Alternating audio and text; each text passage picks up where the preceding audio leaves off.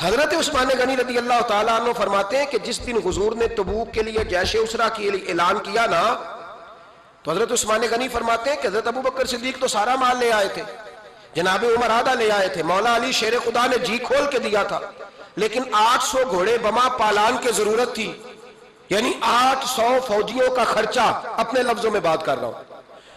فوجی کا خرچہ کیا ہوتا تھا کہ فوجی کا گھوڑا بھی چاہیے، گھوڑے کے ساتھ کجاوا بھی چاہیے، تلوار بھی چاہیے، نیزہ بھی چاہیے، تیر بھی چاہیے، لوہے کی جیکٹ بھی چاہیے۔ حضرت عثمان غنی کہتے ہیں نبی پاک نے اعلان کرنا شروع کیا، ایک دفعہ اعلان کیا تو میں نے کہا حضور 200 فوجی کا خرچہ میرا۔ نبی پاک نے دوسری دفعہ اعلان کیا تو کوئی اٹھا ہی نہیں، جنہوں نے دینا تھا وہ تو سارا کچھ پہلے ہی دے چکے تھے، کوئی اٹھا نہیں۔ کہتے ہیں مجھے بڑا عجیب لگا کہ میرے مصطفیٰ اعلان کریں۔ حضرت عثمان غنی فرماتے ہیں، شاہ ولی اللہ صاحب نے ازالت الخفا میں لکھا ہے کہ یوں پکڑ کے کہتے ہیں میں نے اپنا گریبان پکڑ لیا، عثمان تیرے نبی کو اعلان کرنا پڑ رہا۔ کہتے ہیں 1000 فوجی کا خرچہ چاہیے تھا، 1000 کا۔ عثمان کہتے ہیں تیسری دفعہ حضور نے اعلان کیا تو کہا یا رسول اللہ 200 اور ڈال لے۔ سنو سخی کس کو کہتے ہیں؟ حضرت عثمان غنی رضی اللہ تعالیٰ عنہ فرماتے ہیں میرے پاس کل خرچہ میرے پاس 800 فوجیوں کا تھا، میں سارا کچھ بھی گھر سے لے آؤں تو 1000 میں پھر بھی پورا نہیں کر سکتا تھا، لیکن جب نبی پاک نے چوتھی دفعہ کہا نا کہ اٹھو بھائی ابھی خرچہ چاہیے، عثمان کہتے ہیں مجھے لگتا تھا میرے گریبان پھٹ جائے گا، یار میرے محبوب کو اعلان کرنا پڑ رہا ہے۔ عثمان غنی فرماتے میں اٹھ کے کھڑا ہوا، میں نے کہا حضور اب آپ نے اعلان نہیں کرنا، آپ 1000 ہی میرے کھاتے میں ڈال دیں، میں سب کا بندوبست کرا دوں گا۔ فرماتے میں نے 200 فوجی کا خرچہ پکڑ دکڑ کے پورا کیا۔ 200 کا خرچہ، غریب اصل میں اللہ سے تجارت نہیں کرتا اس لیے امیر نہیں ہوتا، غریب اللہ سے تجارت کرے نا، اللہ سے اس کے رستے میں 200 دے کے 70 گنا کی امید رکھے یہاں بھی وہاں بھی، پھر امیر ہو جائے۔ یہ تجارت نہیں کرتا، یہ کہتا ہے اللہ کے رستے میں امیر خرچ کریں گے، میری نہیں ڈیوٹی۔ حضرت عثمان غنی کہتے ہیں میرے پاس 800 کا بندوبست تھا، میں نے 1000 کا دیا۔ حضور تشریف لے گئے، فرماتے ہیں جہاد سے جب واپسی ہوئی نا، ایک ایسا سودا تھا جس میں سے مجھے نفع کی امید ہی نہیں تھی، پر اللہ نے مجھے 11 گنا نفع عطا فرمایا۔ مالا والے سخی نہیں ہوندے، سخیاں کل مال۔ اللہ قبرستان جس میں کوئی دفن ہو جائے تو نبی پاک کی سفارش کا حقدار ہو گیا۔ وہ والا قبرستان جس کا نام ہی جنت ہے، وہاں نا ایک یہودی اپنے جانور باندھا کرتا تھا، تو سرکار ایک دن اس طرف گئے تو واپس آئے، حضرت عثمان غنی قریب کھڑے تھے، نبی کریم صلی اللہ تعالیٰ علیہ وسلم نے فرمایا عثمان اس جگہ کی طرف ذرا چکر لگانا، جگہ بڑی اچھی ہے۔ عثمان غنی گئے، جگہ خرید کے واپس آ گئے۔ حضور نے فرمایا ہوا ہے، عرض کی حضور خرید آیا ہوں۔ فرمایا میں نے تو چکر لگانے کا کہا تھا۔ کہا یا رسول اللہ آپ نے یہ بھی تو فرمایا تھا جگہ بڑی اچھی ہے، تو جس کو آپ نے اچھا کہہ دیا یہودی کے پاس تو نہیں نہ رہنی چاہیے، تو میں نے خرید دی۔ شرم نہیں آتی لوگوں کو۔ حضرت عثمان کے بارے میں بات کرتے ہیں، جس قبرستان میں سیدہ پاک بی بی صاحبہ حضرت فاطمہ الزہرا آرام کر رہی ہے، وہ زمین حضرت عثمان نے تحفہ دی ہے۔ حیا نہیں آتی بات کرتے؟ شرم نہیں آتی؟ یہ صدقہ سیدہ فاطمہ کا ہی ہے، انہی کے لیے اللہ نے تحفہ دیا، اور اس کے پیسے حضرت عثمان غنی نے ادا کیے۔ پھر اس قبرستان میں سیدہ پاک نے آرام کیا، پھر اسی قبرستان میں عثمان ابن مظعون نے آرام کیا، پھر اسی قبرستان میں حضرت حلیمہ سعدیہ لیٹی ہوئی ہے، اسی قبرستان کے اندر نبی پاک کی زوجہ سیدہ عائشہ آرام کرتی ہے، پھر اسی زمین پر میرے محبوب کے پیارے نواسے امام حسن آرام فرمائے۔ حضرت عثمان غنی رضی اللہ تعالیٰ عنہ کے بارے میں بات کرتے تیری زبان نہیں کانپتی؟ ان کو بات کرتا ہے جن کے تحفے اہل بیت نبوت نے قبول فرمائے اور وہاں آرام کرنا انہوں نے پسند کیا، اتنا بڑا جرأت مند ہو گیا تو۔ حضرت سیدنا عثمان غنی رضی اللہ تعالیٰ عنہ سخاوت کی تو کمال کر دیا حضرت عثمان غنی، اور پھر ضرورت سے زیادہ پیسے دے کے۔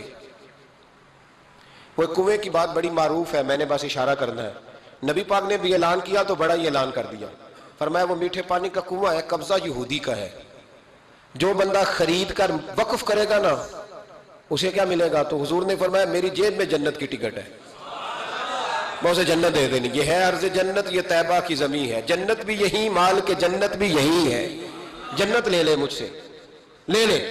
حضرت عثمان غنی گئے، اس کو کہا بھئی کنواں میرے ہاتھ بیچ دے۔ کنویں کی قیمت تھی 500-700 دینار، تو حضرت عثمان 500-600 دینار کل کنویں کی قیمت تھی۔ جناب عثمان غنی گئے، یہودی کو پتا تھا کہ یہ خریدنا چاہتے ہیں، فرمایا یار یہ کنواں بیچ دو۔ کہنے لگا نہیں بیچنا۔ فرمایا قیمت منہ مانگی، کہنے لگا قیمت میری مرضی کی۔ کہا تمہاری مرضی کی، اپنی اپنی اوقات ہوتی ہے نا قیمت لگانے کی، تمہاری مرضی کی۔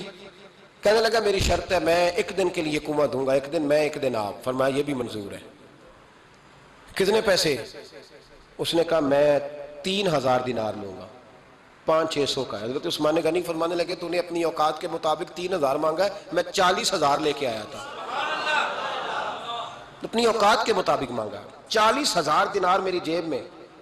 یہودی کہنے لگا عثمان تو تاجر ہے، اور عام تاجر نہیں، عالمی سطح کا تاجر ہے، لوگ تیری تجارت کی مثالیں عرب میں دیتے ہیں، پر 500-600 کا کنواں 40,000۔ فرمانے لگے مسئلہ کنویں کا نہیں، مسئلہ مصطفیٰ کے فرمان کا ہے۔